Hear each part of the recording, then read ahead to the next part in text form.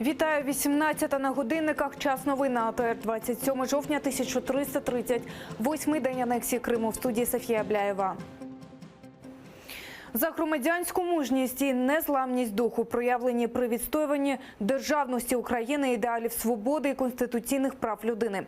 Президент України Петро Порошенко нагородив заступників голови Меджлісу Ільмі Умерова орденом за заслуги 2-го ступеня, а Ахтема Чийгоза орденом за заслуги 3-го ступеня.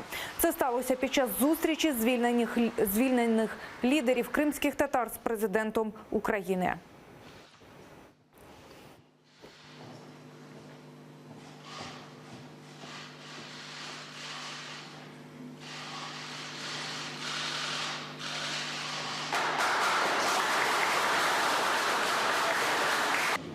Я с гордостью говорил, я гражданин Украины. Я говорил, да, вот там ваш президент, да, мой президент. Это только увеличивало срок, который я, обсуждая с моим адвокатом, за год-два не торговался и не собирался.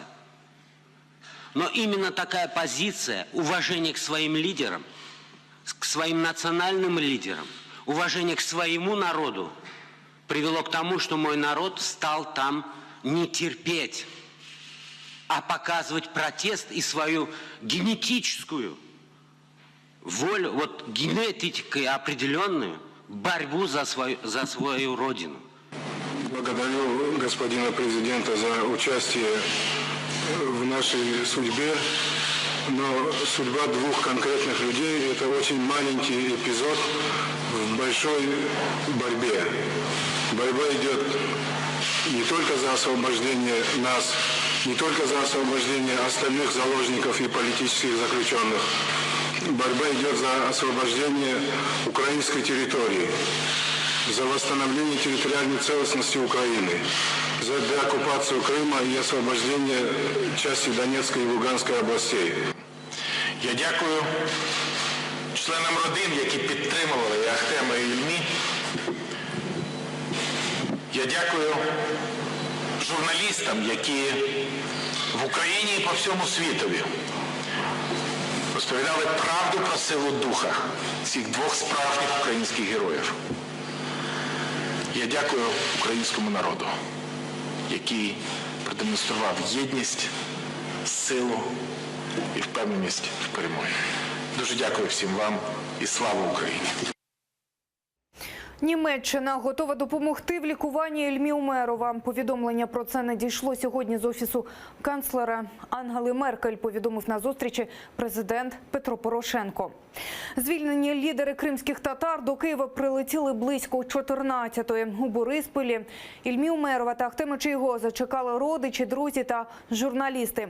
Подробиці перших хвилин на українській землі розкажуть мої колеги.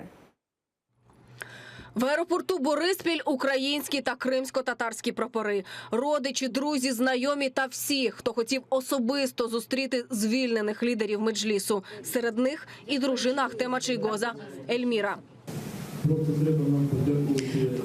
Как-то все так неожиданно, все быстро, поэтому даже не могу даже описать словами свое состояние. Очень волнуюсь и безмерно, ужасно, сильно, очень рада. А ці хлопці особисто із лідерами не знайомі. Та кажуть, приїхали, щоб зустрітися із ними, бо інакше не могли. Это наши уже фактически герои, потому что столько времени провести в заключении, потом узнать о такой новости, что их освобождают, это действительно многого для нас стоит и для всего народа. Ну, это подвиг в первую очередь, что наши лидеры не сломались, не проявили, так сказать, боязнь. Просто это вот моя личная инициатива приехать их встретить, уважение к ним. І ось перші хвилини на українській землі.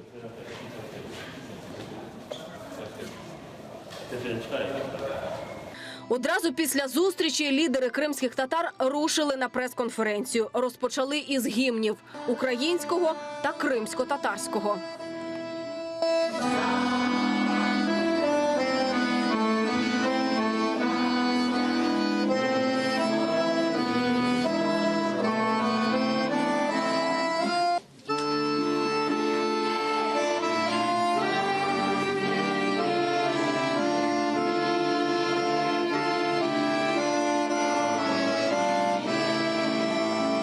У залі із півсотні телекамер. Умеров та Чийгоз дякують усім, хто допомагав і підтримував. Кажуть, на українській землі і далі боротимуться за звільнення інших бранців. Если тема Крыма не будет сходить со страниц средств массовой информации, то процесс будет продолжаться и дальше. Обязательно вслед за освобождением отдельных людей произойдет деоккупация Крыма и восстановление территориальной целостности Украины. И это освобождение, это символизм. Это наш народ ощутил, что за спиной есть сила, что нас не бросят, нашу страну и мою родину не дадут порвать, что украинский народ, он сможет постоять за свою свободу, за свою независимость, что наш президент, он будет отстаивать свободу каждого гражданина. Одне з питань, яке цікавило усіх, на яких умовах Росія погодилася звільнити Ахтема Чийгоза та Ільмі Умерова. Відповів на нього лідер кримських татар Мустафа Джемілєв.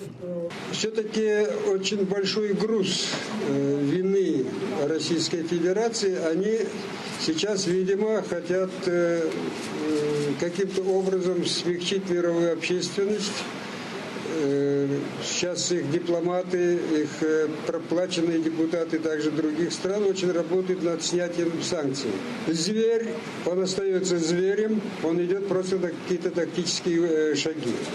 Ничего в политике Российской Федерации не изменилось. Відповідаючи на запитання журналістів про роль у звільненні бранців, муфтія, який співпрацює з окупантами, Ахтем Чийгоз заявив, що той неодноразово змушував інших затриманих обмовляти його в обмін на власну свободу.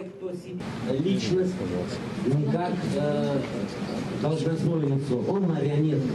Ему сказали, напишешь и напишешь. Ему сказали, сделаешь так, он и делал так.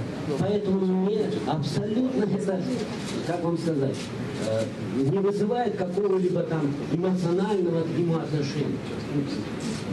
Про подробиці свого звільнення сказав, що це була справжня спецоперація. І його до останнього змушували написати прохання про помилування. Вот мои паспорта, которые меня вывозили с России. Справку Но это тоже не одной отметки. Поэтому что это, если не спецоперация? Обидва лідери кримських татар заявили, обов'язково повернуться на батьківщину в Крим за будь-яку ціну. Ріана Алієва, Заман, АТР. Звільнення кримсько-татарських лідерів Ільмі Умерова і Ахтема Чийгоза привітала Велика Британія. І разом з тим закликала Росію звільнити решту українських політв'язнів. Про це йдеться у заяві Алана Дункана, міністра у справах Європи і Америки. Попри цю позитивну новину, ми не повинні втрачати з поля зору багатьох інших в'язнів, зокрема кримських татар, які були затримані фактично російською владою за свої виступи проти незаконної анексії Криму. Вкотре я закликаю до негайного звільнення всіх українських політичних в'язнів на Кримському півострові та у Росії. Велика Британія чітко заявляє, що Крим є частиною України, а його анексія Росією є порушенням міжнародного права. Наразі це всі новини. Аби знати більше, дивіться наступний випуск «Заман» на АТР вже менш ніж за годину. Будьте з нами, бо ми з вами.